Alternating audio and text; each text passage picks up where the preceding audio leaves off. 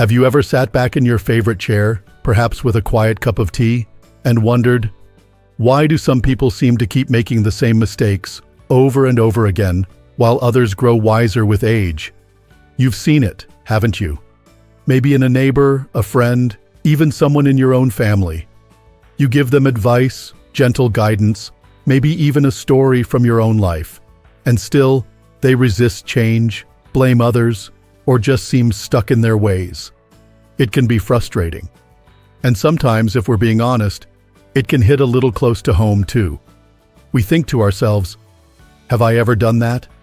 Am I learning? Or just repeating? The truth is, wisdom isn't something that magically appears with age. It's something we build, day by day, choice by choice. And recognizing what holds us back is the first step to breaking free. Today, I want to talk to you about 6 quiet signs that someone isn't moving toward wisdom. Now, this isn't about judging others. It's about growing ourselves. These signs are like little road markers on the journey of life. And once we notice them, we can start to change course toward more peace, more understanding, and yes, more wisdom. Let me start with one of the most common and most dangerous signs, the closed mind. You've probably met someone like this.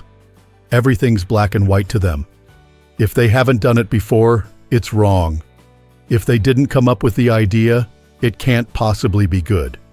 They live inside a small box of old beliefs, and anything new, anything unfamiliar, feels like a threat. I once worked with a man named Robert, who led a small team at a company. Robert was bright in many ways, but he clung to the old ways of doing things like a life raft. Even when his team fell behind, when other departments introduced faster, smarter systems, he stuck with what he knew. "We've done it this way for 10 years, and it's worked fine," he'd say. But it wasn't working fine. His team was stressed. Deadlines were missed. Younger colleagues tried suggesting updates like new project management tools, but Robert brushed them off. Not because the tools were bad, but because they were unfamiliar. He couldn't admit that maybe, just maybe, there was a better way. What he didn't realize is that real confidence, true wisdom, doesn't come from always being right. It comes from knowing that you're not. It comes from listening, from adapting, from staying curious even when the world changes around you. Pride builds walls, but humility opens doors. And sometimes, the bravest thing you can say is, "I was wrong." If you've ever caught yourself thinking, "This is just how I've always done it," maybe take a breath. Ask yourself, is there a better way now? That simple question could be the doorway to something better, for you and for the people around you. Now let's talk about another sign that often hides in plain sight: constant blaming. We all know someone who has an excuse for everything. If the garden didn't bloom, it was the weather. If the bill didn't get paid, it was the bank's fault. If a relationship breaks down, it's never them. Just like the closed mind, this mindset locks a person into a loop. A loop where nothing ever improves, because they never take ownership of their role in the problem. Let me tell you about someone I once worked with named Karen. She was an event organizer, very organized, very driven. But when something went wrong, she always had someone to point the finger at. I remember one particular event that had very poor attendance. Right away, she blamed the marketing team. "They didn't promote it well enough," she said. But when we looked into it, we found out she had forgotten to send the event details on time. That delay made it almost impossible to launch a strong campaign. Even then, Karen wouldn't accept it. She kept blaming others, her assistant, the calendar, even bad luck. And slowly, the team lost trust in her. Not because she made a mistake, we all do that, but because she refused to own it. Here's the truth: blaming is a shield.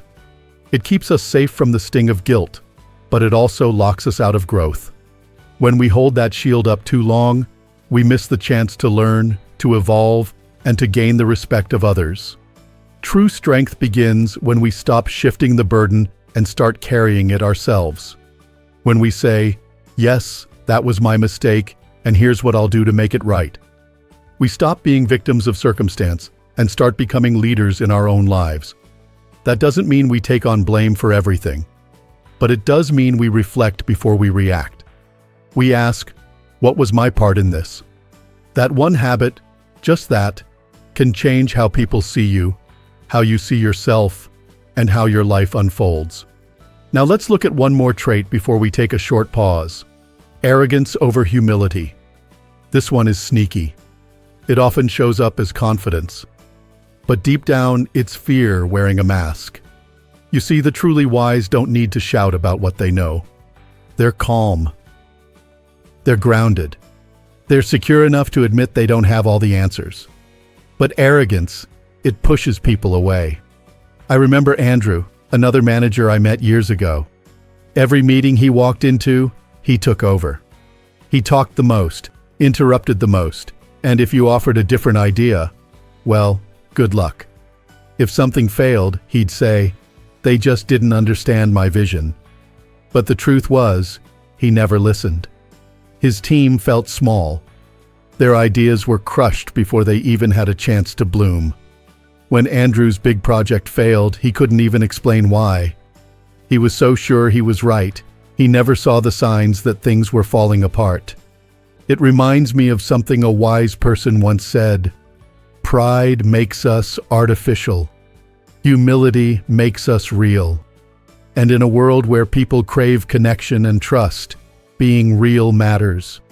Humility doesn't mean thinking less of yourself. It means thinking of yourself less.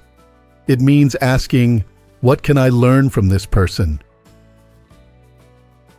Instead of, how can I prove I'm better?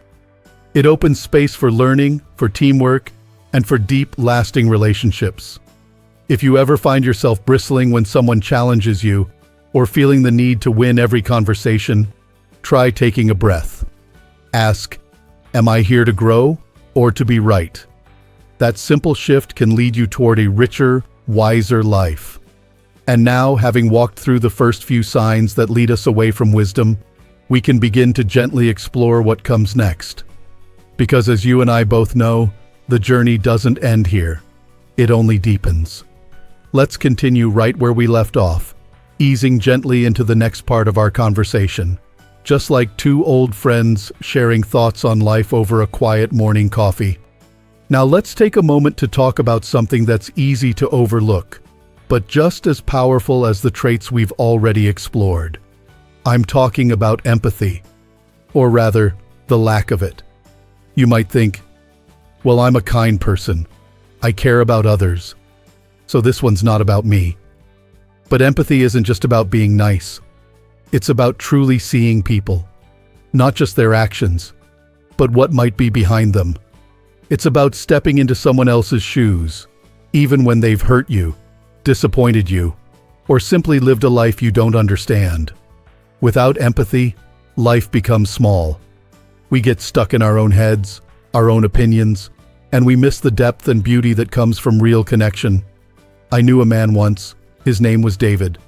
Smart man, hard worker, but he had a blind spot. If something didn't go according to plan, he was quick to point fingers. One day, his co-worker Emily missed a critical deadline. And David, instead of asking why, instead of checking in, he scolded her publicly at a meeting. Said she was unprofessional, unreliable. What he didn't know, what he hadn't taken the time to find out, was that Emily's son had been rushed to the hospital the night before. She hadn't even slept. A year later, David's own mother fell seriously ill, and suddenly his world changed. He began to see the people around him differently. He remembered how he had treated Emily, and he felt the sting of regret. That's the funny thing about empathy. Sometimes life teaches it to us the hard way. But you don't have to wait for a crisis to soften your heart. Empathy is a choice we can make every single day. When we pause instead of judge, when we listen instead of assume, when we remember that everyone, even the grumpiest neighbor or the most difficult relative, is fighting some kind of battle. True wisdom doesn't tell us to shut out emotion. Quite the opposite. It encourages us to understand our emotions and to use them wisely, to build bridges, not walls. And empathy, my friend, is one of the strongest bridges we have. So the next time someone disappoints you or acts in a way that seems rude or careless, try asking not what's wrong with them, but what might they be going through. That one shift can change your relationships, your family dynamic, even how you feel at the end of the day. Because when we see others clearly, we also begin to see ourselves with more compassion too. And that leads us to another powerful but quiet force in our lives: fear of change. Now, if there's one thing life has taught all of us past 60, it's that change is unavoidable. Our bodies change. Our neighborhoods change. The way people communicate, the way they work, the world around us, it's all in motion. And yet, there's still something inside us that clings to the familiar. We hold on to old routines, old roles, even old hurts, because they feel safe. I remember a man named Frank. He lived in the same neighborhood for over 40 years. He knew every corner, every neighbor. It was his comfort zone.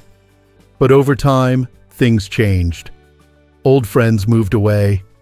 The little diner he loved shut down. His kids urged him to move closer to them, to be near his grandchildren, to have more support. But Frank resisted. "Why would I leave?" he said. "This is my home." Eventually, though, after much hesitation, he did move. And something beautiful happened. He found a new rhythm. He made new friends. He discovered joys he never expected, like watching his granddaughter's school plays or gardening in a new backyard. He often said to me, "I wish I hadn't waited so long." You see, resisting change doesn't stop it. It just makes the transition harder. Life, like a river, keeps flowing. And the more we try to hold it still, the more it slips through our fingers. Change is not something to fear, but something to accept, gracefully, even gratefully. Because in change, we find growth. We find new strength. We discover parts of ourselves we didn't even know existed. And sometimes, we find joy where we thought we'd only find loss. So if something in your life is nudging you to make a change, whether it's moving to a new place, ending an old habit, or simply opening your heart to something unfamiliar, ask yourself, what might I gain if I let go of my fear? You've already survived so much. You've adapted through decades of life's storms and surprises. That means you have the strength to keep going, to keep evolving. And that's what makes you wise, not staying the same, but growing with grace. Now, as we continue walking together on this path toward deeper wisdom, I want you to reflect quietly for a moment. Think about those times in your life when you resisted something new, only to later realize it was exactly what you needed. Or maybe you're facing a choice right now that feels uncomfortable, but also important. That little bit of discomfort? It might be a sign you're on the right track. And as we reflect on the power of empathy and the necessity of embracing change, there's one more quiet but significant pattern we often fall into that keeps us from truly connecting with others, or even with ourselves. It's a habit many of us slip into without even noticing. It's the habit of speaking more than we listen. You've probably known someone like this. Every family dinner, every gathering, they dominate the conversation. They share stories, opinions, advice, sometimes even good advice, but rarely pause to hear what others are really saying. At first, it might seem harmless, maybe even entertaining. But over time, the people around them begin to feel small, silenced, invisible. I remember someone like that. His name was John, a father of 3, a loving husband, a man with plenty of life experience. Every evening his family would gather for dinner. His kids would start to talk about their day, school projects, friendships, small victories, but John would interrupt, eager to share one of his lessons. He had so many stories. He meant well, but what he didn't realize was that those stories often came at the cost of hearing someone else's. His wife once tried to gently suggest a change in their finances, something she had thought through carefully. But before she could finish, John waved it off. "I've got it under control," he said. He didn't mean to dismiss her, but the message was clear. My voice matters more than yours. And as time went on, the result wasn't closeness. It was distance. His kids stopped sharing. His wife stopped asking. And John, though surrounded by people who loved him, slowly found himself feeling alone. Listening isn't just about staying quiet. It's about truly tuning in. It's about setting aside our ego, our need to be right, or smart, or admired, and simply being present. It's about making space for others, for understanding, and for deeper connection. There's great power in silence, not just to avoid conflict, but to hear what life is trying to teach us. Every person you meet knows something you don't. And if we talk too much, we might miss it. So the next time someone begins to open up to you, even if it's a small thing, like how their morning went, pause. Don't think about how you'll respond. Just listen. Let them finish. Ask a question. Be curious. That one act, that moment of quiet attention, could make them feel more seen, more valued than anything else you say. And here's the beautiful thing. When we listen more, we learn more. We deepen our relationships. We avoid misunderstandings. And we begin to carry ourselves with a calm, quiet confidence that doesn't need to prove anything. So if you find yourself like John, often filling the silence, maybe it's time to gently ask yourself, am I truly connecting or just talking? And if the answer surprises you, don't worry. That moment of awareness, that humble question, is already a step toward wisdom. Now, as we bring our conversation to a close, I want to remind you of something important. We've talked about 6 signs of an unwise person: a closed mind, constant blaming, arrogance, lack of empathy, fear of change, and talking more than listening. And maybe, just maybe, you saw a bit of yourself in 1 or 2 of those stories. If so, that's not a bad thing. It's a gift. Because recognizing these patterns isn't a sign of failure, it's a sign of growth. And growth is what wisdom is all about. You see, none of us walk through life perfectly. We all stumble. We all hold on to old habits too tightly, say things we shouldn't, or let pride get in the way. But what sets the wise apart isn't that they never fall. It's that they choose to rise, to reflect, to adjust. The real journey of life isn't about being flawless. It's about becoming more aware, more thoughtful, more in tune with the things that truly matter. Our relationships, our character, and our ability to keep learning, even in our later years. And let me tell you something from the heart. You are not too old to grow. You are not too late to change. You are not past your prime. In fact, you are exactly where you need to be. Alive, aware, and full of the potential to live the rest of your life with more clarity, compassion, and courage than ever before. So if you felt closed off, open up. If you've been quick to blame, pause and reflect. If you've spoken more than you've listened, quiet the noise. And if you've resisted change, take one small step toward something new. Because wisdom isn't a destination.